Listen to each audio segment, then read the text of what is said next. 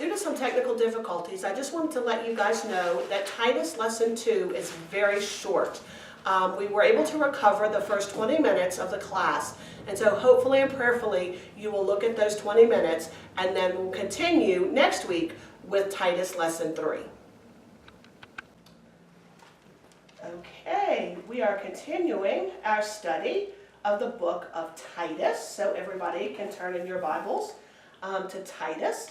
And if you have your charts from pages 21 to 24, go ahead and get those out also, because we'll be looking at those a lot tonight, comparing the godly and the ungodly in the book of Titus, and then in several of the cross-references that you got out of our lesson today.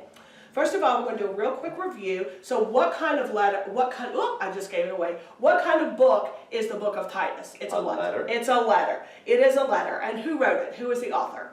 Paul. Paul was the author, and the recipient, of course, was? Titus. Titus. And they were on, well, not they, but we know that they were at one point, but now who is left? Where is Titus left? Where is he now? On the island of? Patmos? Crete. Crete. On the island of Crete. And chapter 1 tells us two reasons why Paul left Titus in Crete. Why did Paul leave Titus in Crete? And those things are found in verse 5 of chapter 1. He was supposed to help to get elders for the church to refute some of the bad. Right, but back up just a little bit, like to the beginning of verse 5. It says, I left you in Crete so that you would... Are we in Titus 1? Yes, verse 5. Set in order what remains and appoint elders in every city as I directed you. That's right. So, where he's supposed to set in order all those things that remain, all of those believers, all of those messianic believers that remain, he needs to set them in order because they're in total disarray right now. They're in total disarray. And then he needs to appoint those godly elders in each and every one of those cities. We had our key words from last week, which were sound doctrine and good deeds and good works. He is appointing elders for sound doctrine. He's supposed to speak sound doctrine, be an example of good deeds, and speak confidently and engage in those good deeds. So, why did Paul encourage Titus to reprove and exhort and teach sound doctrine? Why? Because what were the believers actually doing? Listening to doctrine that was not sound. That's right. They were listening to stuff that wasn't good. They were not listening to sound doctrine. And so there was a problem. And the problem was with these people. And the word that we used last week was upsetting. And this is the word for upsetting, the anatrepo, which isn't like, you think of they're upsetting people as in they're making them mad or they're making them angry or they're getting them all, worked up. But that's not what it is. It's actually kind of like if you think of that saying to upset the apple cart, to flip it over. It means to overthrow, to overturn, to destroy, or to subvert what they were teaching. So it wasn't that they were just saying things that were making people upset or mad. It's that they were actually totally overthrowing or destroying what they had already believed in. Destroying, really, their sound theology and their sound faith. And so they weren't encouraging them toward these good deeds. It's actually only found 3 times, and they're all in the book of John, and then in Titus, and then one time in 2 Timothy. It's the only time that we actually get this word for upsetting. Now, I have a question on the board. Is your doctrine upsetting? Oh. Is what you are speaking, or is your doctrine, or even from what we've learned from last week, are your deeds upsetting? And is there ever a time that our doctrine should be upsetting? Yes. I agree. Why? When should it be upsetting? When should we want to overthrow and overturn and destroy and subvert? When? When it's against God's will. Exactly. When it's against God's will. Now, obviously, the people in Titus, that's not what they were doing. They were doing the opposite. They were upsetting sound doctrine with their unsound doctrine. But yeah, I think our doctrine, if you go out into the world today and you began to teach, go out in the world, go out, stand right out here in the parking lot, and you start teaching the sound doctrine of God, you are going to be subverting and destroying some people and what they believe. And that's not necessarily a bad thing. Because if we're destroying unsound doctrine by sound doctrine, isn't that what Titus told us, or what Paul encouraged Titus to do? Yeah, because we have to know. Because that's what Phineas, and wasn't it Phineas? That God loved Phineas because, was that in Acts? That Phineas went out and just slaughtered somebody when God had told somebody else to do it? Yeah, that's Old Testament, yes. But yes, you're right, yes. He did. He told them to go take care of something, and they wouldn't do it. So Phineas just took up the sword and he went for him. So yeah, and so it's not always necessarily a bad thing. But what we have to really keep in our heads, and we talked, or you studied a lot about this, about the godly and ungodly behavior, is you really have to watch your motives for what you're doing. Because our motives can take what we think is a good thing and destroy it and make it a completely bad thing. And we see that with these rebellious men, because they did stuff for their own gain. They did stuff for themselves. So if the only reason we're going out there and we're upsetting doctrine by sound doctrine, but we're only doing it to make ourselves look better, or to feel better, or to get more people, sitting in here, what good have we really done? We've done nothing. And we also have to be careful on the flip side of that what we do and what we say does not upset people, because I truly believe that sitting, and when you don't know the Word, and when you don't study the Word, and you don't know what's really being said, you can get caught up in this. And I think that when we say things, especially if it's wrong, we can actually end up having people totally rewrite what they believe based on what we say. And that's one of the reasons why the Bible warns us that teachers are going to be judged more harshly. And so, keeping all of that in mind, we're going to start looking at chapter 1. And I just said, if you have your charts from 21, page 21 to 24, those charts they had us about the godly and ungodly, we're going to be working kind of through those. So, looking at chapter 1, and I've said it like several times now. So what's the big contrast in chapter 1 that's really contrasted all the way through the whole book of Titus? Two groups of people. The believers, right, and the ones that are... Well, not just believe, but the godly. The godly and the ungodly. And the ungodly. The godly and the ungodly. We see those godly in verses 1 through 9, and then the ungodly in 10 through 16. What do we learn, starting in verse 5, about these overseers and elders? Are they godly people, or are they to be godly people? Yes. Yes. Are these two the same person, descriptions of the same group of people, or are they actually two different groups of people? These overseers and elders. Is he setting two different groups of people up, or are these just describing the same group of people? It's the same people. He's It taking is. elders out of that group. Well, if you look on page 15, I didn't get you a sheet and I didn't write this down because they give you the definitions on page 15 in your book. An elder is a presbyteros. That describes somebody's character.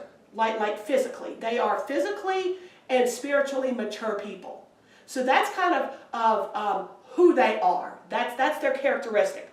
Where an overseer, an episkopos, which just means is a bishop, that speaks of what he actually does. Those are the duties. So an elder and an overseer, an elder, if you think of it as who they are, and then the overseer as what they do. Because an elder could have a different set of duties that they're going to perform. So they may be elders who do something else, or elders who aren't necessarily overseers. And we're going to see that in chapter 2, starting in verse 1. So yeah, so just because, so the elder is somebody who's physically mature, an older person, and who's also spiritually mature. And then the overseer just describes what he's supposed to be doing. These are your jobs that you're going to have to do. So then he starts to describe them and tell them what they're supposed to do. So in verse 6, what is the very first thing that this entire verse centers around, that these men are supposed to be above reproach? Regarding what? In verse 6.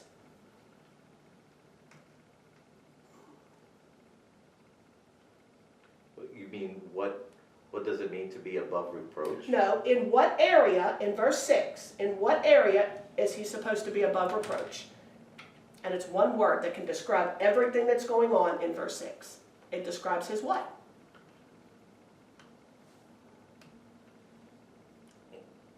His wife, his children, that's his Family man? his family. Uh-huh. His family. So first and foremost, he has to be above reproach when it concerns his family. And so, excuse me, so does this mean, though, that it's a father or a parent's duty, any parent's duty, to actually save their children? No, absolutely not. It's not. It's not my job to save my children. I can't save my children. I wish I could. I wish I could make them not make bad decisions and not make bad choices. I wish I could, but I can't. So what does it mean then that they have to have children who believe and who aren't accused of dissipation or rebellion? First of all, anybody in here have teenagers that have not been rebellious? That would include me. Now, see, I didn't take that, the children were not supposed to be accused, but the overseer was not supposed to be accused of dissipation or rebellion. Well, That's the way I read it. if you look at it, and understand that when this was written, there was no punctuation. Right. This is where people thought punctuation ought to be. So I guess it could be, if any man is above reproach, the husband of one wife, Yeah, comma. having children who believe, Comma. not accused of dissipation or rebellion. Comma. I could see where that could be, the children who believe, so you're teaching your children at home, but then you can't be accused of rebellion. I can see where you could think that. I mean, that would make sense. Except in the original language, those verbs are plural. And so plural verbs would go back to children and not one person.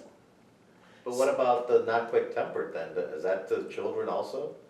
And not addicted to wine? Well, that's for the overseer. That starts a whole different, this is now what he's going to be doing. And so in doing this, as an overseer, these elders is a big group, remember, and the overseers is kind of like one of those little branches off. Then this is what they have to look like. Yeah, And it's so- no transition.